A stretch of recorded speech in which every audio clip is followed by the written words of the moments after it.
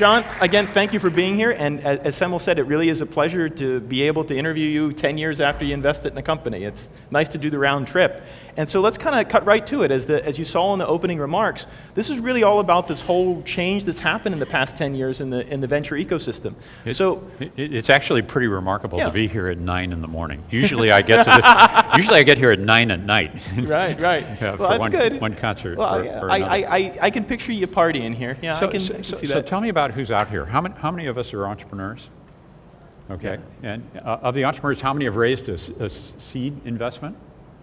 Okay, and how many of us are looking for Series A? Very cool. Right. All right. Yeah, gives you an idea. Yeah. And one of the things that's been interesting about Kleiner Perkins, you guys stayed true to being in the early stage. To some extent, many funds, due to the fund size requirements, went later and later. And Kleiner stayed seed Series A and has done it for the past 10 years. So tell me a bit about the decision to kind of stay true to the roots. So you are where you're born, and you can't choose your parents. It's hard to change who you really are. And so Kleiner, for 4 decades now, has been a Series A investor, primarily a Series A investor. And things change in the venture industry. I'm sure we're going to talk about that. But we're a couple dozen investing professionals. If you give me a moment, 7 of them are in the audience here with us this morning to show our level of commitment. There's Anjane, who's one of the leaders of our Edge Fund. Shabi, who ran the Play Store at Google for social. There's MZ, who is an entrepreneur, Y Combinator alum, and graduated from there. Others that I know are going to be here as they get through the traffic are Swati. John Maida's here as an example of the services we provide. John Maida, will you put your hand in the air? He was the president of RISD, a great guy in design, best design blog on technology. Christina Lee heads our marketing services effort. And I think Ruby and Ronil are going to be here. Is that right, Anjane? Are they here now? Yeah. So look, stayed true to Series A over the course of just the last 2 years. We've made 30 Series A investments. Great. And we do that because that's where you can make the most difference. You can serve the entrepreneurs the best, you can earn the highest returns, and you can match the skills of your team. Every one of my venture partners has been an entrepreneur. They've started a technology company. They've started companies that have failed. And so that's why we're in Series A. Now, you've also added things. Mary Meeker runs the Growth Fund, obviously been in the news with what Bambi mentioned with Square. So tell me what it was like bringing on such a completely different practice, even though you've been a traditional Series A fund. Right. So the secret here is I've tried to recruit Mary Meeker for a couple of decades. Right. Ever since she really set herself apart as somebody who could see big waves in big trends. And the venture industry, as you know well, Paul, is changing. It's easier to start a company now than ever before. It takes less capital. The markets are larger. Entrepreneurs are staying private longer, but they still have the needs to grow their teams and get more capital along the way. So we said if we're very selective, if we're very careful, if we choose the lending clubs and the Squares and the Ubers, honestly, and also the Twitters at the right place in their development, we can earn really healthy returns for our limited partners. And most important of all, help these entrepreneurs build companies that are going to make a big difference. Right. Now tell us about some of the other offerings. You mentioned the design service, which is very interesting, but you've done the S Fund, you've done the I Fund, you now have the Edge Fund. If I'm an entrepreneur in the audience and I want to know what all Kleiner Perkins offers, give me the cheat sheet. So we believe that at every stage you're building the company, from seed, through Series A, through Series B, through these growth rounds and going public successfully, that Kleiner can help. Mary Meeker's an expert on how companies successfully go public. One of the initiatives I'm most excited about is something we call Edge. Right. And so for those of you who do not have seed funding, Edge is a different kind of seed fund. It's not these crossover funds or discovery funds where the partners who are trying to make venture investments and growth investments are also trying to make seed investments. That may work out, but what we believe is that by having 3 seed entrepreneurs whose only job is to find the best seed investments, and focusing on where we think there's really monster market opportunities particular fields. And then helping these companies even write code, build tools along the way that you can be a very successful seed investor. And that's what our Edge Fund is about. It's led by Anjane, by Ruby, and by Ronil. And each of them is a proven entrepreneur or product manager. And since we formed that fund about 6 months ago, we've made 7 seed commitments. They're all on the website at kpcb.edge. That's great. That's great. And one of them, right, is ran FRC's dorm room fund. That seems like great experience. Anjane started the dorm room fund. Ronil is an expert in blockchain. He started a venture in that field. And Ruby is an awesome product manager, refugee from Google. You used that word discovery funds in the prior answer, and I must say, having been involved as an advisor to some of those over the years, I feel like the results have been pretty mixed when the big funds have done that discovery fund. So Edge is going to be different than discovery. What are maybe some of the lessons learned from some of those discovery funds to try and avoid? Well, I haven't been a discovery fund, so I can't comment about that. What I can say is that the Edge partners are online every day. They have office hours every day. They've developed an app. You can download the app from the App Store to communicate with the Edge partners. Kleiner partners in general, they have lots of meetups, lots of recruiting, quick decisions, one meeting, $100,000 check or whatever works. Yeah, I think that model's interesting. I would say a question I get more than almost any other question from an entrepreneur coming into our office at Bullpen is, Paul, I have a chance to get $100,000 from Greylock's Discovery Fund. I get a chance for $100,000 from the now Edge Fund. Boy, is there a real signaling risk if those guys don't support me in the next round? Yes. I would say I get that question more than almost any question. Perfect. So let's hit that square on. There's signaling risk in everything. Mm-hmm. There's signaling risk from seed to Series A. Yep. There's signaling risk from A to B, from B to C, and I just say, handle it. Everybody's really clear that Edge is an independent fund. It makes independent decisions, and Kleiner Venture has got to fight to win the opportunity to invest in the best of the Edge ventures, and that's what we do. We get up every day and we network and hustle and try to make really good choices and then fight really hard to win. Let's switch gears a little bit and talk a bit about the world that we're on the side of. I'm on the dark side with you now, right? The investor side, right? Yeah, but you've been an entrepreneur. Right, You've seen both sides now, the tune goes. And I appreciate pointing that out because there are now 300 of these micro funds, of which we're one of. And boy, the world is really different. Most of the people who run those funds are former entrepreneurs, came up in a different way. So how about you comment a little bit about how the GPs are different over the last 10 years? GPs of venture funds or micro funds? Or all over the map. It seems like it seems like there's almost two different kinds of GPs now. There are two kinds of GPs. One kind is what I'm going to call the MBA consultant type. Right. And those are people who generally, not universally, have never had a real job, have never had to hire people, make a payroll, fire people. They're typically not technical, and many of them are very successful investors. I don't want to take a thing away from them in that regard. But the other model is the Kleiner model. And whether it was Eugene Kleiner, who was at the Shockley Transistor Lab when they invented it, no shit. Or Eric Feng, or Wen Shea, who just joined us as new GPs at Kleiner. These are technical people who've been entrepreneurs, who've built companies that have been, Eric was like employee number 2 at Hulu.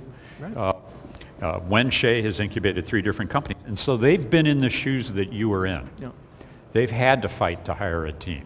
They've had to make hard calls, and that's the kind of person that I, an entrepreneur, want to have on my board. Somebody who's not going to panic easily, who's been there through tough times, and is going to understand what I'm going through. Right. So with the vast number of options that are now available to entrepreneurs, the Kickstarters, the Y Combinators, friends, families, accelerators, it's a great time to be crowdfunding. It's a great time to be an entrepreneur. Never been a better time than now. Has that changed the founders who come into your office 10 years later? Sure it has. Yeah, it has. The founders are younger, they're more technical, they're more knowledgeable. They're less experienced. They're less experienced, interesting. And sometimes they have a worldview that's not grounded in the essentials of building a business, as opposed to, I'm going to say, playing the game, you know? Right. Yeah, no, So- I definitely can pick up on that theme a little bit. It seems like sometimes the demo days and the education camps teach you a little bit too much about the game and not enough about how hard it is to really hire and fire and, you know, what's it like to miss payroll. Those are the days where you learn what it's like to be an entrepreneur.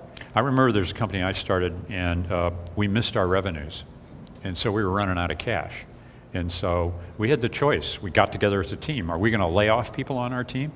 Or what we chose to do is everybody took a voluntary salary reduction in exchange for more equity in the startup, and we worked our way through that difficult time. I'm not saying that's always the right answer, but I think it's hard to start a new company, and I don't think you learn how to be an entrepreneur at an accelerator. Yeah. I think you are an entrepreneur or you're not. You can learn the language of entrepreneurs. You can learn the processes and the steps, but this ability to see the world differently than it is, this ability to do more than anyone thinks possible with less than anyone thinks possible. That's my definition of an entrepreneur. Does more than anyone thinks possible with less than anyone thinks possible. That's shaped by who you are, who your models and mentors are, how you grew up, and your passion, your dream for the world. One of the best compliments I got from one of our portfolio CEOs said something to the effect of, you know, Martino, you went through a tough day in your last company and you had to lay off half the people. That's the advice I want on my board if I ever have that tough day. Right. And, you know, you can't learn that. You know, I'm a 30-year-old CEO, you got to lay off half the company and half the people work for you are twice your age. You know, that's a tough day, Yeah. and you got to know what to do. Yeah. By analogy, can you learn about business from business schools? Right. No way. Right. No way. Right. The only way to learn about business is by doing business. And the most a business school can do for you is teach you the language of business so that maybe you can learn a little faster when you get out there. Right, right, right. Great. Well, post-seed is really what the focus of this conference is all about. And it's a very specific stage. If you saw some of the comments I made in the brief opening, there's a real gap between the milestones required for the A and the seed. And to some extent, this stage didn't even exist a few years ago. That's how rapidly the ecosystem is changing. So could you give us some thoughts on what it takes to get a Series A if you walk in the door to Kleiner Perkins? Sure.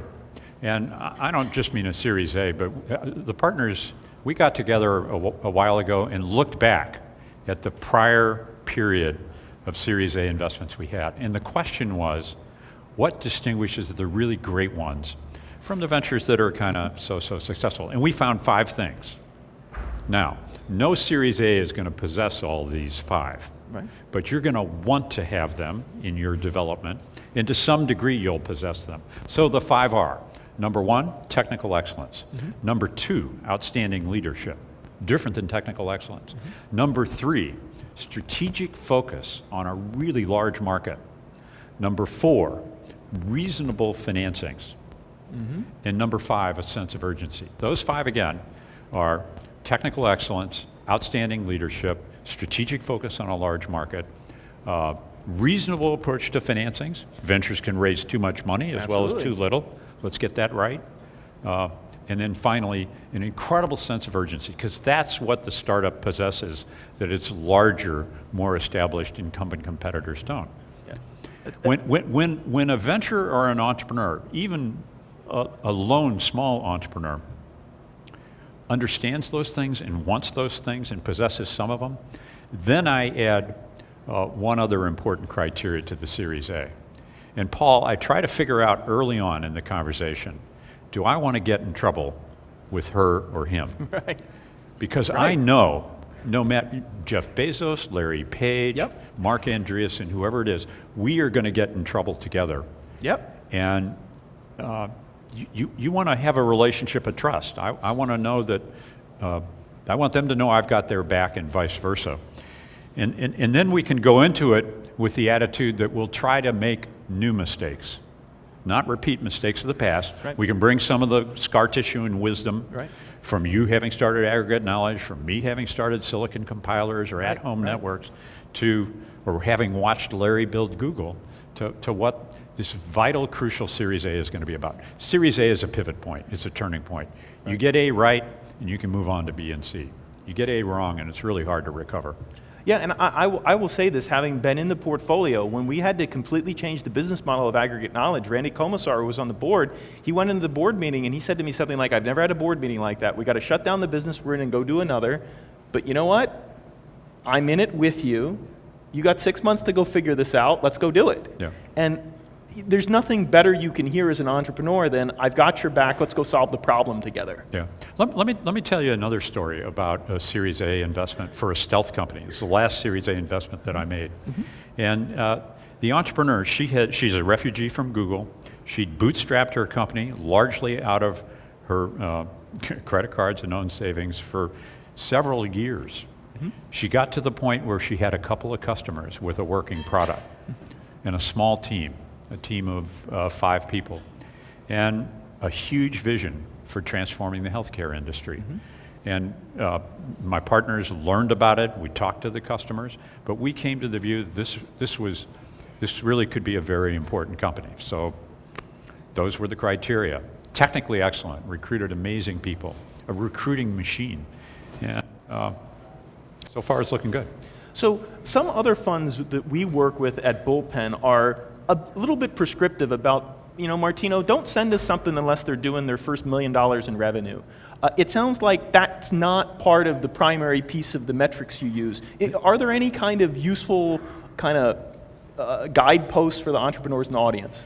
Well, the chart you put up there, I think, is probably useful for consumer internet investments that are mobile. And I'll be the first to say that mobile is the biggest technology revolution that we've seen, but it's not all of entrepreneurship. Right? There's people who are serving enterprises. Yep. That's different numbers. There's people that are pioneering in the life sciences or in transforming the healthcare industry or making drones or augmented reality and vision. So the one thing that the partners and I are at Kleiner, and I think you know this, is, we got a point of view about the world, but we're open for business. Right. We don't presume that we're smarter than entrepreneurs. We know we're not. We want to be open to the best ideas that are out there. Yeah, and actually in that spirit, Duncan Davidson and I, when we hadn't quite figured out post-seed, but post-seed basically came out of a math problem. Mike Maples asked me to be his first partner at Floodgate, and I started looking at math, and I was like, well, wait a minute, if all these are over here and all these are over, it was kind of an aggregate knowledge style prediction that the Series A crunch would happen. You've always been incredibly data-driven, and I love that about entrepreneurs. Hey, we can do some more math. There's a lot of talk lately about bubbles and booms and unicorns and all that, and I think basic math is going to cause a crunch there also. Yeah, right. There are inescapable realities to the math, and one of the things we noticed when we came in, we actually were talking to some of your partners before we started the fund, and Ted Schlein was the guy who got it, and I mean he literally stood up in the meeting and said something like, Martino, if this gap or this thing, it didn't have a name yet, is as big as it is, if we don't play there, if we aren't in business before and after it, we're just going to be the guys who have to pay up later. Right. And I just thought that was very perceptive on his part, that he could look at that math and draw that conclusion, because I think a lot of other funds drew the opposite conclusion, which is, no, that's fine. You go babysit it for a while, I'll pay more, then I can actually put all the money in I want to.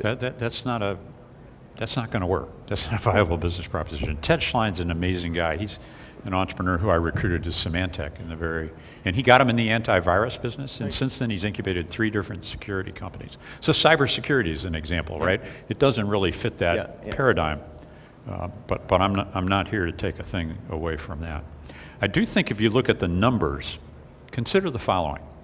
Google has acquired a company a week, one company a week, since 2010. Wow. Google has only 5 times paid more than $1 billion to acquire a company. There are 153 companies in the world right now considered unicorns, worth more than $1 billion. Mm-hmm. Most companies don't go public. Most of them are acquired. Now, how is that math going to work? No. 150 unicorns. 93 of them are in the United States, and this data is courtesy of Forbes. They call them Americorns, if you will, all right? You would expect there's going to be a great looming disaster there compared to like the dot-com bubble. Right. But at the time of the dot-com bubble, there were only 400 million people on the internet. Uh-huh. What are there now? Between 2 and 3 billion Right, people on right, the internet? right. And if you take the dollars that were invested at the height of the boom and compare them to the dollars in venture capital today, there was more capital going into tech companies at the boom than there is right now. Yeah. And if you inflation adjust it, today's dollars going into ventures are 1/3 of what they were at the height of the boom, and the markets are so much bigger than they were before. Yeah. So I've presented two different economic arguments here. One is these unicorns, they're not going to get acquired, and so the investors that are paying these high prices that are fools. The other side of the argument is the markets are so large, the dollars that are flowing in are not as large as they were before. I think the problem is in the hedge funds and the private investors who are bidding up companies to these unicorn valuations. And I want to say to you as an entrepreneur, when you get there, having $1 billion valuation can really be a problem. Right. Or as Ted Schlein puts it, the unicorn is really an albatross. And recruiting people, dealing with the inevitable down rounds, as you know, having built a company, is going to be a leadership and management problem. Well, how do you feel that you to some extent, are the grandfather of the term, right? Aileen gets the credit for it, so it's of your lineage. Well, look, Aileen Lee is brilliant, and she observed this. She's a great networker and marketeer, and she coined it. I don't think she's responsible for the problem. That is certainly true. And what a lot of entrepreneurs don't understand is that these rounds that get done, they are quasi-debt rounds with massive liquidation preferences. They're more like debt instruments than they are really priced rounds. Yeah. In fact, the conversation that goes on is, you, the entrepreneur, tell me the valuation. Right. I, the investor, are going to tell you the terms. Right. I can pay $1 billion valuation. If you guarantee me I'll get 2 times my money, That's if right. there's any outcome at all. Go for clean terms. Yeah. And let the market set the valuation. Get a competitive process going. But in the end, don't choose your investor based on the valuation. Choose them based on the value that you believe you're going to get by hiring that investor. And it's hard to fire them. It's like hiring a vice president for your company. Right, right. You agree? That's absolutely right. And, a lot of times a first-time CEO will say this, wow, I have a meeting at Kleiner Perkins. I have a meeting at Sequoia. I'm so excited that I'm going to meet John Doerr. I'm so excited that I'm going to meet, Ted Schlein, pick the partner. Beth Seidenberg. Right. And so what's interesting, though, is I always kind of follow up that question with, who are you meeting with? Yeah. Right. So that's great that John runs that firm and you're going to get to meet him, but who's going to be on your board? Who's the person you got to call up on a Tuesday night when you lost your biggest customer and say, hey, what do I do about this? Yeah. So the partner matters a lot more to some extent than the firm. Look, here's why partners matter. And deep in the DNA of Kleiner, since Kleiner and Perkins and every one of the investing professionals I've told you about has been an entrepreneur before. They've not necessarily been a CEO. Some have, many have, but I don't think that's what matters. What matters is, have they been entrepreneurs? Have they lived in your shoes?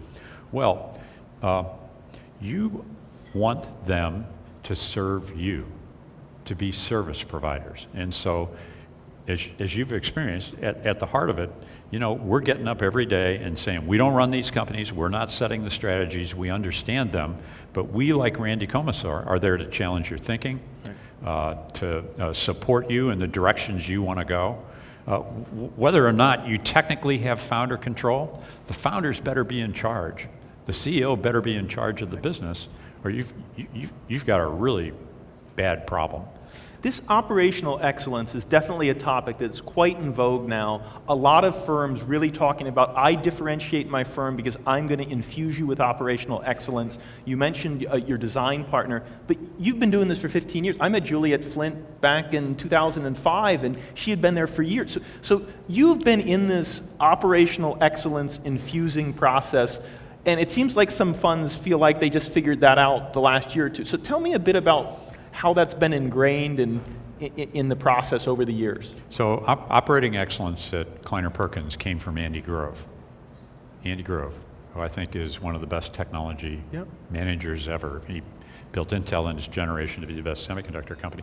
And Andy taught me a philosophy of empowering the people while holding them accountable, while making sure that your culture encouraged risk-taking. And it boiled down to a really simple system that became a way of life and a language called OKRs. Anybody heard of OKRs out there? Right. Yeah, right. So objectives and key results. And I would love to give you, in some other setting, an update on objectives and key results. But here's the deal. He ran Intel with it and taught me it. And so then my partners and I took it to our companies like Google. I showed it to Larry and Sergey when we were just a couple dozen people around a ping pong table on University Avenue above the ice cream store.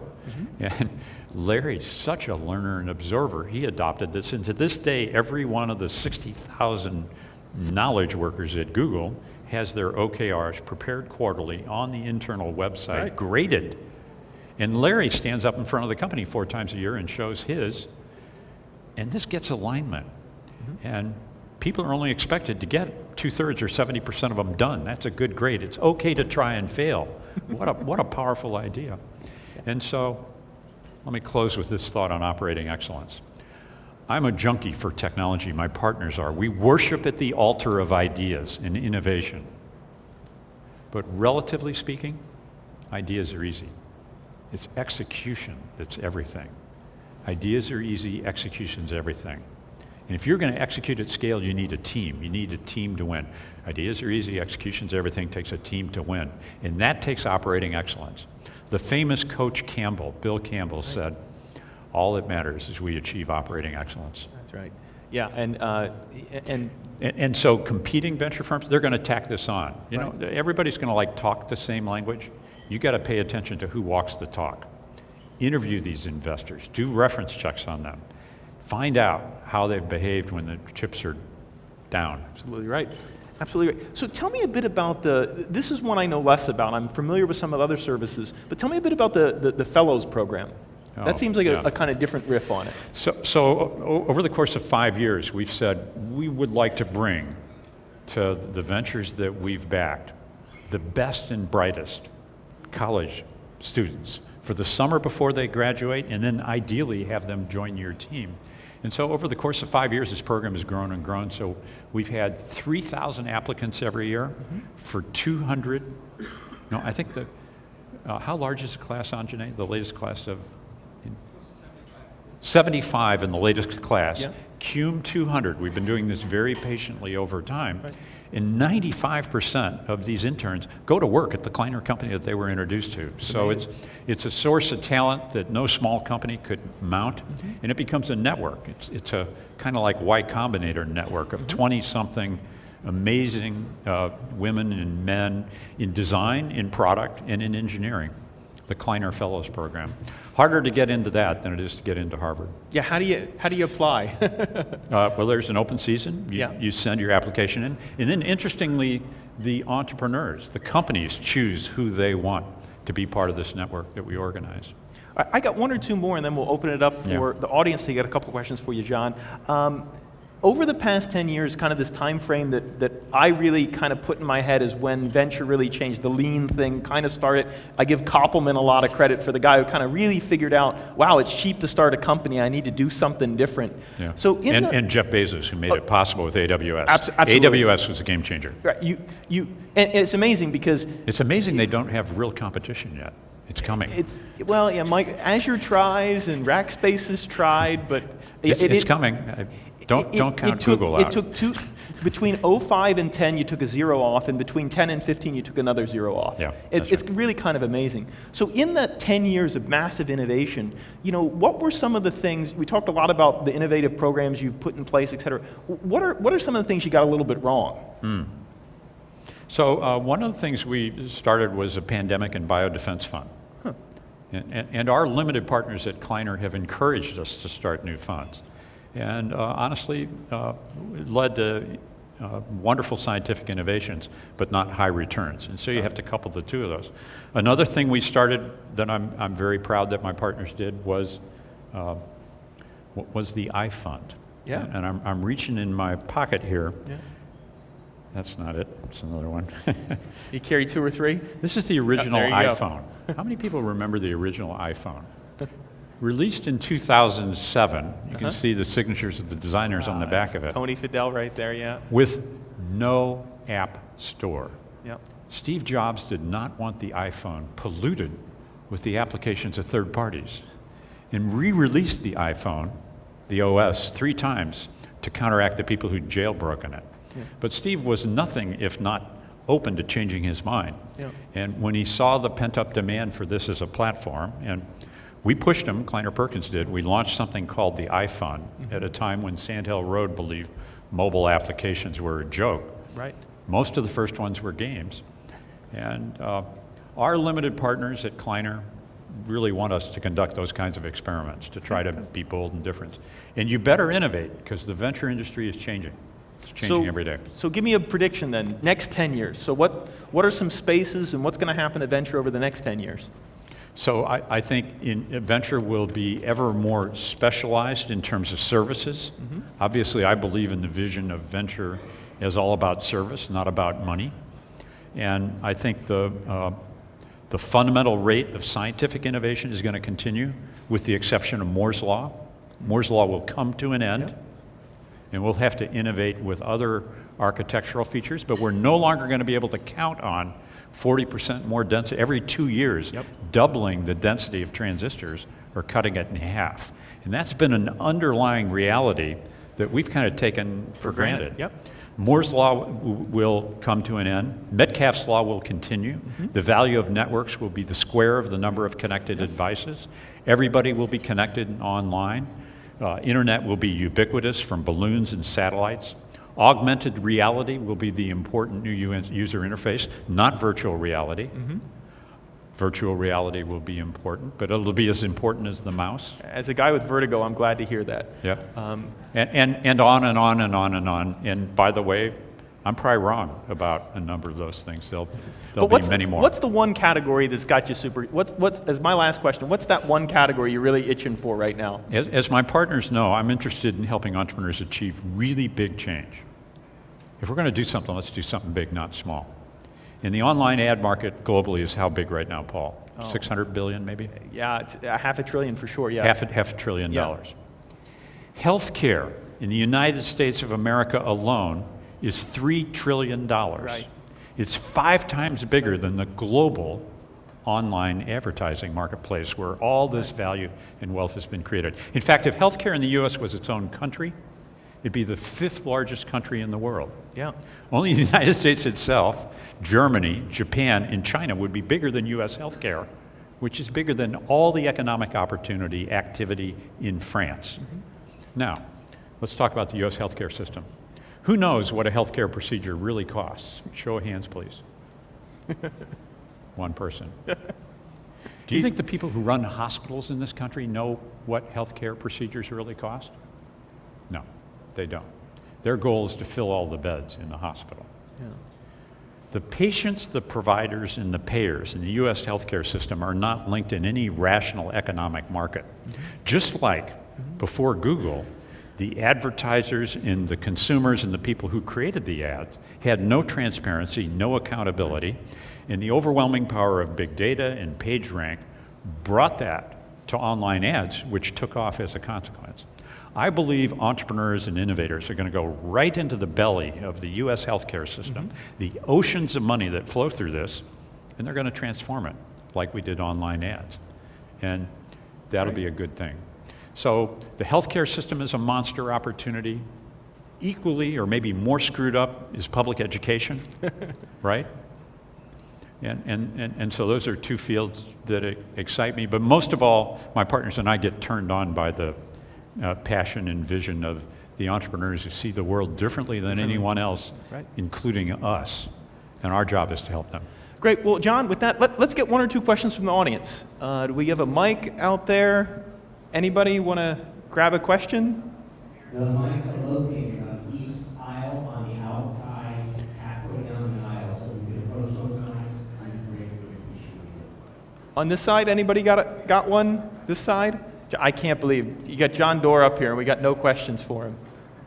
There we go. You're up. Thanks. Hi, my name's Rahul Sanad, and What company are you with, or I'm venture? with a company called Testloop, Yep. and we're doing city-to-city transportation in Teslas. And I'm curious as to your thoughts on the influence of both electric and autonomous technology for vehicles. Yeah, I'm really glad you brought that up. I think those are monster changes. You know, we're investors in Uber, and so we get to see, and I can't really reveal to you their financial statements, but they are growing bigger, faster than any company I've ever seen before. Yeah. And I think you know the companies we've seen. Uber will, I think they've said they'll deliver 3 million rides today. Right. And they don't own any cars or any drivers. And so transportation is in for an enormous change, whether they're self-driving cars, whether it's electrification. You didn't ask me what the biggest technical breakthrough I think will be, and that'll be batteries that are 3 times better than today's batteries. Right. When you can achieve 3 times the energy density of a battery improvement in 1 or 2 years, suddenly electric vehicles are going to be as cheap as internal combustion vehicles in India. This is a really exciting development. And so transportation as a service, the connected car, the car is the second largest expenditure in a household after the home itself. Right.